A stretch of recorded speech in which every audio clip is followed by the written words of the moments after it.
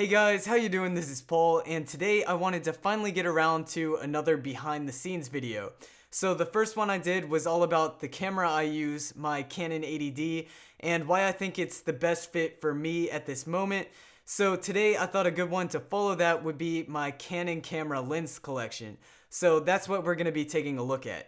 And I use these lenses mostly for video, so everything I mention will be my experiences with them as far as their video capabilities go, but I'm sure most of what I say will apply to photography as well. And just a quick announcement before we get into this video, if you guys are interested in any of the equipment that I use behind the scenes to make my YouTube videos, so that would be stuff like my camera, my lights, microphone, tripod. I've compiled all of that into a kit that you can find in the description down below. You might have noticed that I used to post individual links to everything I used at the bottom of each description, but by posting through kit, I can actually tell you a little bit more about each product and why I use it, and it's just much cleaner and easier to use overall. I've also compiled all 5 lenses that I'm going to talk about in this video into a kit, and that will be the first link in the description down below, so check that out if you're interested.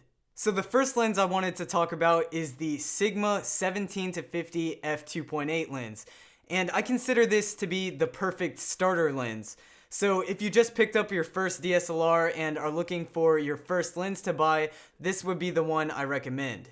With the focal range of 17-50, you're able to get wide angle shots, but you can still zoom in if you need something closer up. And with a constant aperture of f2.8, you still have a nice shallow depth of field, especially compared to something like a kit lens. It also has an optical stabilizer that you can turn on that will greatly reduce the shakiness of your handheld footage. So coming in at under $300 for the international version of the lens, the Sigma 17-50 provides an incredible value for the price.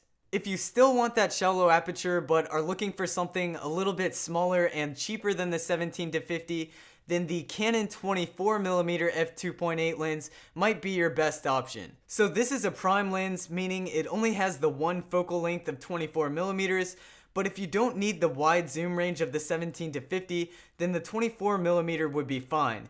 And I think 24mm is a pretty good focal length anyways, because it's not too narrow but not too wide. This is one of my favorite lenses just because of its size. Some people call this a pancake lens because it's super flat and doesn't add much size to the camera body, so it will allow you to throw your DSLR in a bag much easier than before. It's also an STM lens, which means the autofocus is going to be incredibly fast and quiet. So I have almost nothing negative to say about this lens, and I can really say that if I had $150 and could only purchase one lens, this would be the one I'd go for. Next up we have the Canon 10-18mm STM lens, and with such a wide focal range, this lens is really able to capture so much more than your standard zoom lens.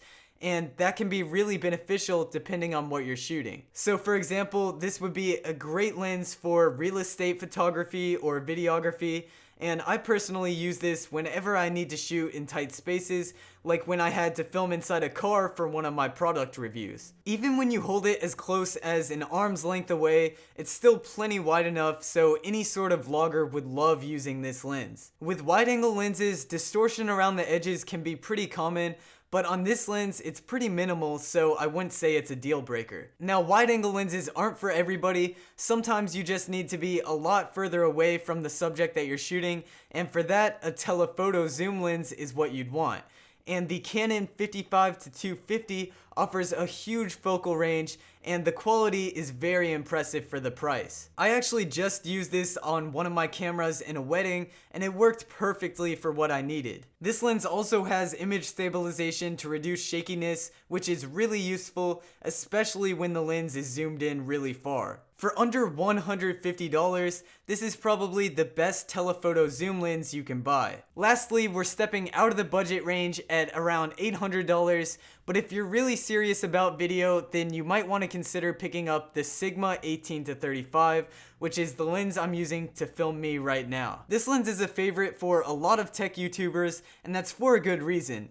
It's one of the best lenses you can buy for under $1,000. It's mostly metal and has some heft to it, which makes it feel solid and premium. But the main reason most people love this lens is for its image quality. It's one of the sharpest lenses I've used, even when the aperture is opened up all the way to f1.8. That f1.8 aperture makes the depth of field insanely shallow, allowing for a crazy amount of bokeh. The autofocus is also surprisingly good for a third-party lens, and it works really well with my Canon 80D. So while it is very expensive, if you have the money and think you get a lot of use out of it, I would definitely recommend it. So there you guys go, that was my Canon camera lens collection, and I hope you found a lens that you like, and if you are interested in any of the lenses, make sure to check out the kit that I made that will be the first link in the description down below.